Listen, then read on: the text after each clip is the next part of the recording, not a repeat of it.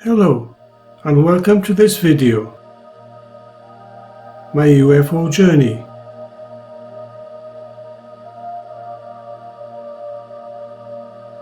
For as long as I can remember, I have had an interest in seeking to understand the universe.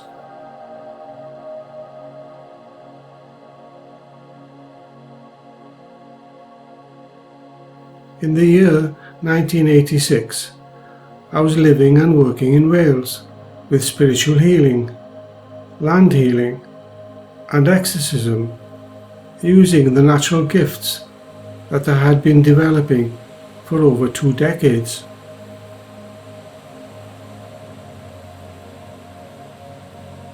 An important aspect of my healing work was that the faculties of my higher senses, that of clairvoyance, clairaudience and clairsentience, were in full flow.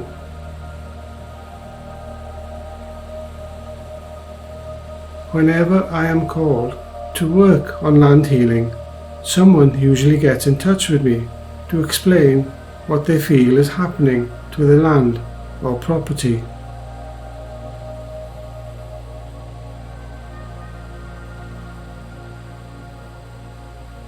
Another important aspect of my spiritual work is to explore sacred sites, such as stone circles, ancient burial chambers, and magnetic vortexes that are usually present or near to a sacred site.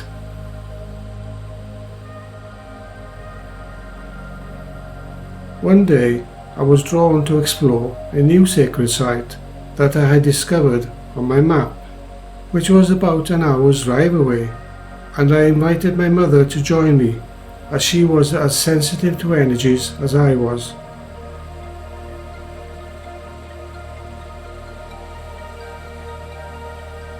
When we got to the location, we followed the pathway that rose up through a forest of pine trees before coming to an open field.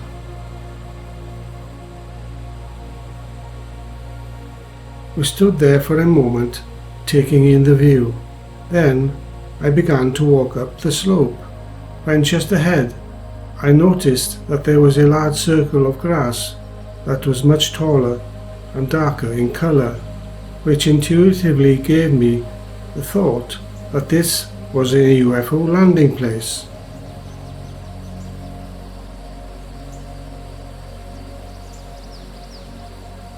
The next day, I meditated and connected to the energy of where we were the day before, during which I was told that we should return to the same place 2 days later at a particular time.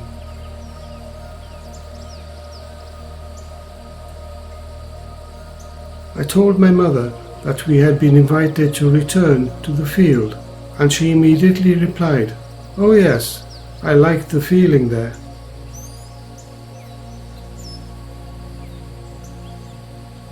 The next day I went to pick her up, and when I walked into the room, she gave me a name tag with my address on it, saying, "I have one too, you never know what may happen," as she tied it onto my coat.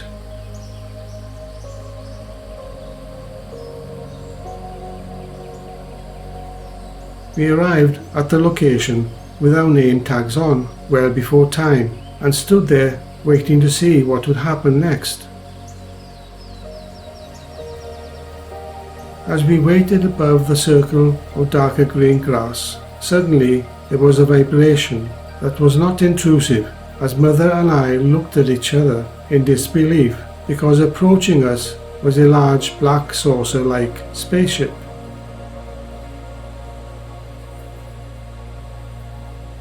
As it got closer, there was a small amount of wind turbulence, and then I saw that there were 5 oval windows. It was only now that the enormity of what was happening became a reality, as Mother and I looked at each other in awe. As soon as the UFO landed, the turbulence ended, and an unearthly silence filled the air, and I could see that the spaceship had an upper and lower level.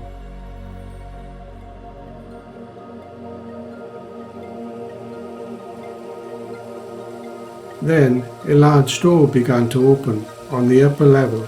A streaming light came out through the opening doorway onto the platform.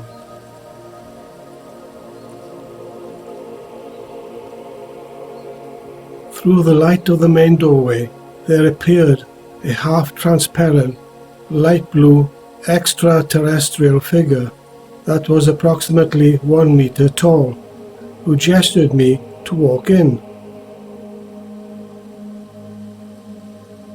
Telepathically, the extraterrestrial welcomed me into the spaceship, and I turned around to look for my mother, who was already making her way towards the low entrance by a similar extraterrestrial figure.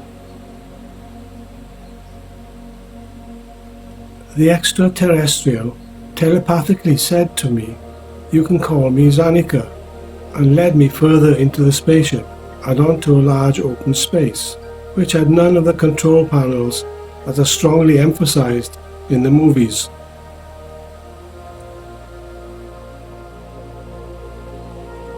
Instead, in the middle of the space we were in, there was a singular luminous box that was about 1 meter high and 50 centimeters wide.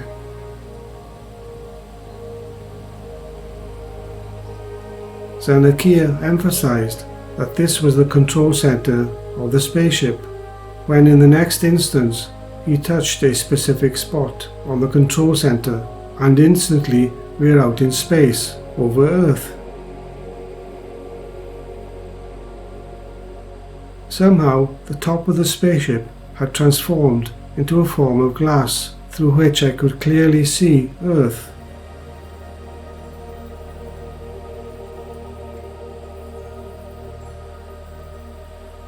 Zanakia telepathically explained that they had been watching over the healing work I had been doing with the ley lines and right-handed triangles over the years, and were pleased with what I had achieved.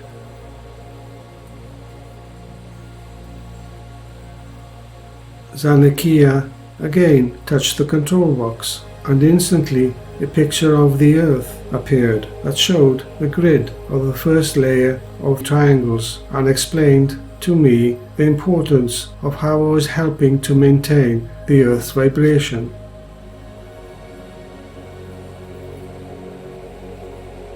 Then Zanakia again touched the control box that revealed the second level that was out in the stratosphere, and then the third level of triangles appeared that was out in the mesosphere.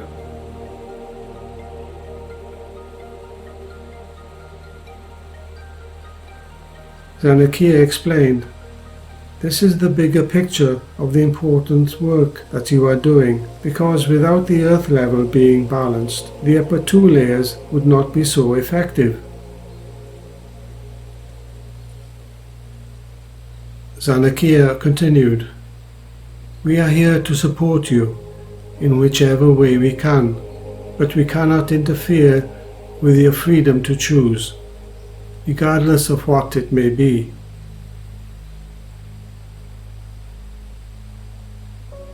I thanked Zanakia for the advice he gave me, and then I felt that Zanakia had picked up on my thoughts about my mother, and explained that she was also being taken care of, and was being guided on certain healing aspects that she could use to help heal others.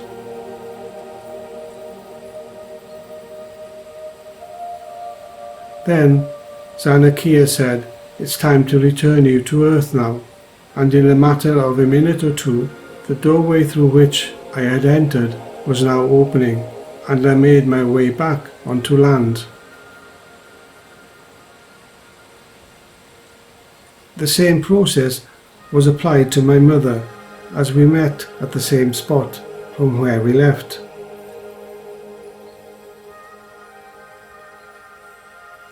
She was happy to see me and pointed to the name tags we had tied to our coats and jokingly said we didn't need them after all. Then the UFO took off and disappeared.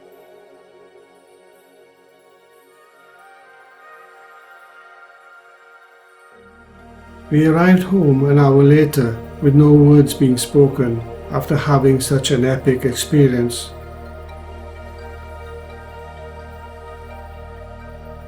Then, suddenly my mother said, "Look at my hands. I have small red spots all over the palms. What is it, Ralph?"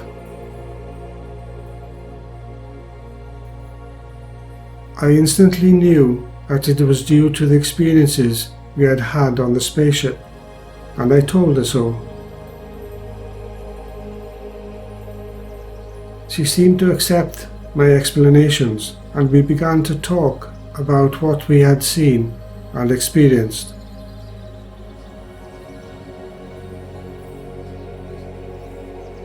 My mother continued to explain that she was guided on how powerful the mind is and ways in which it can be used when healing the physical body.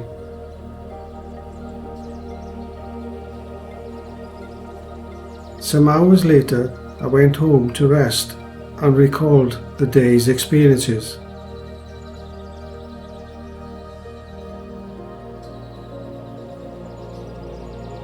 The next evening, the phone rang, and it was my mother, who sounded a bit scared.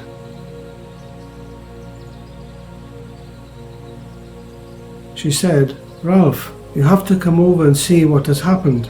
I said, "I'm on my way."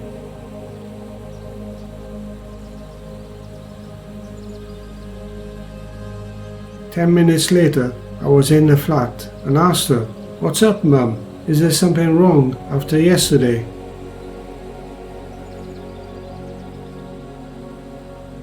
She pointed to a figurine of a woman that she had previously been working on, but was unfinished until an hour ago, when she added some extra clay pieces to the hat, part of the skirt, and other places. She instructed me to turn off the light, which I duly did.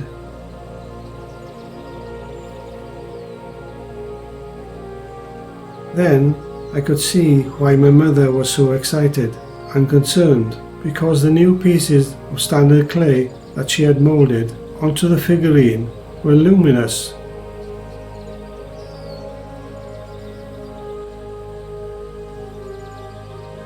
I switched the light back on and asked her, "Where is the clay that you used?" She handed it to me, and I immediately began to mold some of the clay with my fingers, which included the thoughts of making it luminous.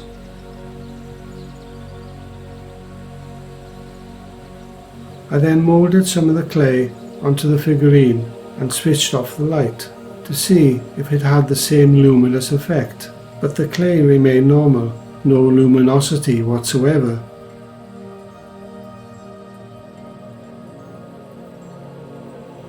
I then asked my mother to mold some of the clay that she had used, which she duly did, and I placed the ball of clay onto the table and I switched off the light, and it was luminous.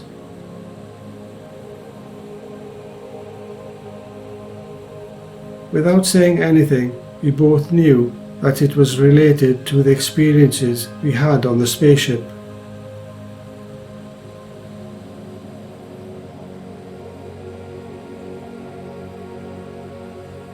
To this very day, the figurine that her mother made is as luminous as it was 35 years ago.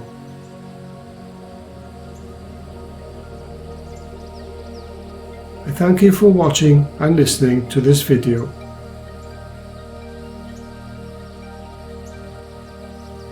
Peace, love and light, Ralph Jenkins.